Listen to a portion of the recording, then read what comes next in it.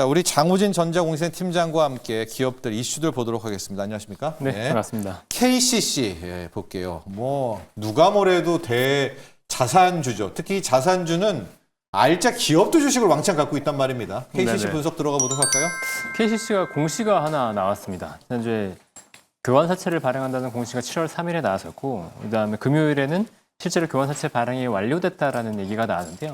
그러니까 교환사채의 대상이 굉장히 중요합니다. 그 네. 이전에 교환사채를 발행한다고 했을 때 처음에 조회 공시로는 삼성물산의 주식을 기반으로 해서 그 교환사채가 발행될 거다라는 얘기가 나왔었거든요. 근데 지금 KCC를 보면 주요 비핵심 자산으로 갖고 있는 게 삼성물산과 HD한국조선해양의 지분입니다. 네. 삼성물산 지분을 10% 정도를 갖고 있고 HD한국조선해양 지분을 3.9%를 갖고 있는데 이 HD한국조선해양 지분의 한 80% 정도를 기반으로 해서 지금 교환사채를 발행한다고. EB 발행이죠. 네, EB라고 교환사채를 발행하기로 이제 공시가 나온 거고요. 이 발행이 성공한 게 굉장히 중요한 게 뭐냐면 KCC가 드디어 비핵심 자산을 유동화시키기 시작했다는 측면에서 굉장히 중요한 의미를 갖습니다. 그러니까 HD한국조선해 나중에 이 채권 투자자들은 HD한국조선해양 주식으로 바꿔가면서 이 채권을 이제 반납할 수 있는데요. 만약 그렇게 된다 그러면 KCC 입장에서는 기존의 차입 형태 같은 사채를 발행했다가 결국은 이 사채를 상환하고 주식을 판 효과를 발생하게 되는 거죠. 근데 여기서 주목할 게 뭐였냐면 교환사채의 교환 가격입니다. 교환사채의 교환 가격이 발행 당시의 주가보다 30% 할증이 됐어요. 그리고 시가에 따른 주식 조정이 없었기 때문에 굉장히 고평가돼서 판매가 됐다는 거고, 그래서 이제 이걸 통한 자금 조달이 한 8,800억 정도가 자금 조달이 됐습니다.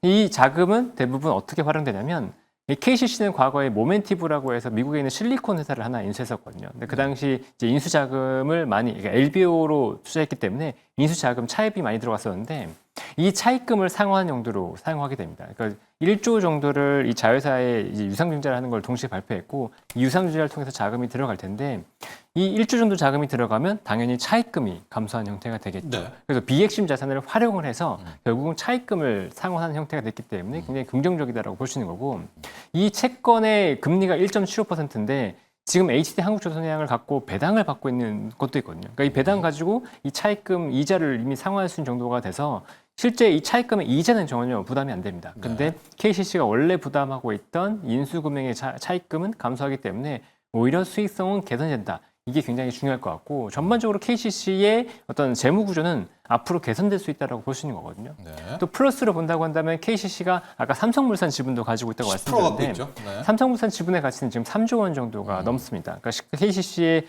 시가총액 정도가 된다고 볼 수 있는데, 그렇다고 하면 삼성물산의 자금도 결국 유동화될 거다. 이 가능성을 높여주는 부분이고, 그래서 KCC에 대한 관심이 커졌다라고 얘기할 수 있는 거죠. 네.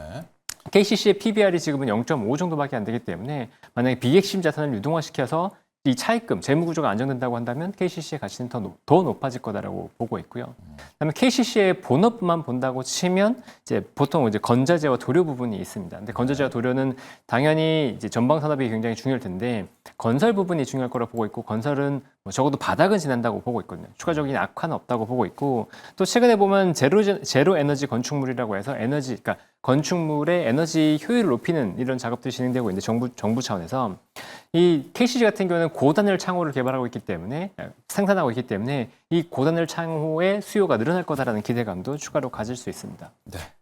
그리고 아까 말씀드렸던 이제 모멘티브 같은 경우에도 실리콘 모멘티브의 사업이 결국은 또 개선될 거예요. 실리콘이라고 하는 사업이 뭐 반도체 쪽뿐만이 아니고 다양한 곳에서 사용이 되고 있잖아요. 우리가 흔히 보고 있는 건축 쪽도 그렇고, 이 실리콘 수요가 증가하는 것도 모멘티브의 실적 개선에도 영향을 주기 때문에 전반적인 실적도 바닥을 찍고 지금 반등하는 국면 플러스 아까 말씀드린 대로 재무구조 개선, 여기다가 이제 상법 개정에 따른 이제 PBR 개선, 이걸 본다고 한다면 KCC는 지속적으로 상승하는 흐름으로 보는 게 맞는 것 같습니다. 자, 자산주, 이 지주사 외에 저 PBR주, 자산주 찾기 할 때 첫 손에 꼽히는 게 늘 KCC고요. 네. 오늘 지금 시장이 0.5% 정도 상승을 하고 있는데 이 뷰티만으로 가는 게 아닙니다. 뭐 KCC가 나와서 하는 얘기인데 지금 지주사들이요. 또 기다렸다는 듯이 거의 폭등, 급등세 양상점을 나오고 있는데 몇 개 좀 보도록 할까요? 뭐 기본적으로 SK라든가 뭐 이런 종목도 가지만 준 지주사 같은 거 KCC도 있고 삼성생명 같은 경우가 지금 8.5%, 삼성화재도 8%, 삼성물산 5%대 가고 있고 CJ 5%. 이게 이제 마지막 한 번 더 상법 개정안 몰아치기 같기도 한 거죠, 정호진 팀장? 저는 단순히 이렇게 보지는 않고요.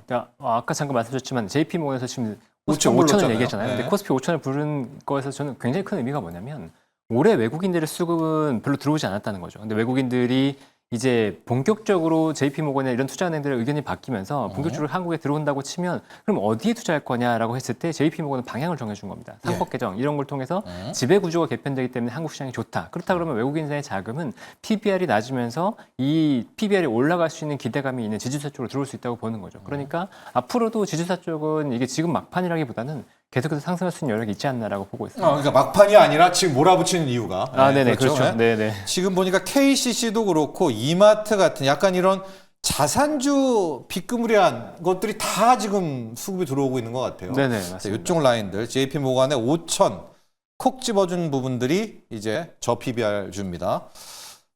삼성 SES를 한 번 더 가볼까요? 앞에도 갔는데 지금 스테이블코인 관련주들이 그렇게 좋지가 않거든요. 그나마 삼성 SES는 AI 쪽일까요? 빨간불 좀 켜고 있습니다. 이슈들 볼까요? 네, 삼성 SS는 뭐 간단하게만 설명을 드리면 당연히 이제 삼성그룹에서 AI를 총괄하는 회사라고 보시면 되는데 지난주에 이제 단독 기사가 나왔던 것 중에 하나가 삼성그룹이 이제 AI 데이터 센터를 구축하기 위해서 8조 원을 투자할 거다. 구미 산단에 8조 원을 투자할 거다라는 발표가 나왔습니다.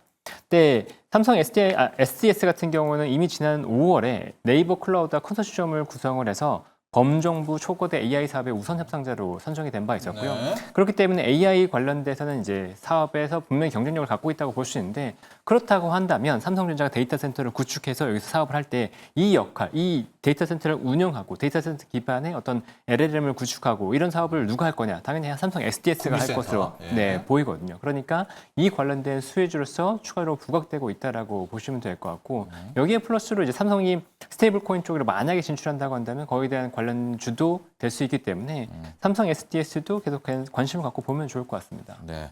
자, 그리고 한 종목을 더 보도록 하겠습니다. 이녹스 첨단 소재. 앞서 덕산 네오룩스도 하고 이녹스 첨단 소재도 하고 좀 추억의 종목들이기도 한데 네. 자, 장호림 팀장, 이제 디스플레이 시대가 좀 오는 건가요? 이녹스 첨단 소재 시작해 볼까요? 일단 너무 싸죠. PER이 이제 뭐 6배 정도밖에 안 되기 때문에 너무 싼 기업이고 실적은 탄탄하게 잘 나오고 있습니다. 근데 지금 표에 보시는 것처럼 2023년에 영업이익은 400억대까지 감소했다가 작년에 868억, 올해 1000억대를 돌파할 거로 예상이 되고 있거든요. 예. 네, 실적이 계속 좋아지고 있는데 시장에서는 굉장히 소외가 된 기업입니다. 왜 소외가 됐냐? 두 가지 요인 때문이었는데 방금 말씀하신 것처럼 OLED 사업에 대한 시장에서의 어떤 관심이 크게 없었다라는 것. 플러스 이 회사가 이제 이녹스 리튬이라고 리튬 관련된 사업에 대규모 투자를 했습니다. 6천억을 투자해서 수산화 리튬을 그러니까 차세대 먹거리로 가져가겠다고 했었는데 수산화 리튬 가격이 뭐 반토막도 더 나버렸죠. 3분의 1 토막이 나다 보니까 이 신사업 가치에 대해서 좀 디스카운트를 한 게 있었다라고 볼 수 있고요. 근데 최근에 공시가 하나 나왔습니다. 이녹스 리튬이 유상증자를 했다는 건데 약 1,700억 정도를 조달했습니다. 근데 여기서 특징적인 게 뭐냐면 이녹스 리튬이 원래 이제 이녹스 첨단 소재가 93%를 갖고 있던 회사인데 비상장 회사죠. 비상장 회사임에도 불구하고 보통주 자본 조달을 했습니다. 그러니까 보통은 비상장 회사를 투자한다고 한다면 CB나 BW 아니면은 RCPS라고 해서 전환상환 우선주를 투자하는데 이녹스 리튬은 보통주를 투자했다는 건 이녹스 리튬의 사업이 적어도 이제 바닥을 찍고 반등할 수 있다. 그리고 상장의 가능성이 높다라고 베팅을 한 것 같아요.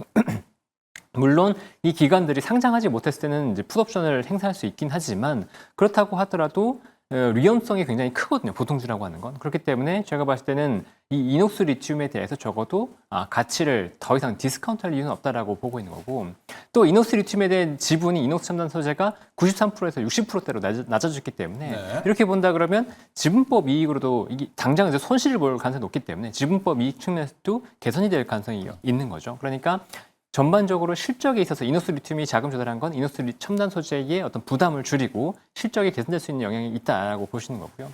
또 최근에 보면 갤럭시 폴드 7이라고 공개가 됐습니다. 혹시 보셨나요? 아니요.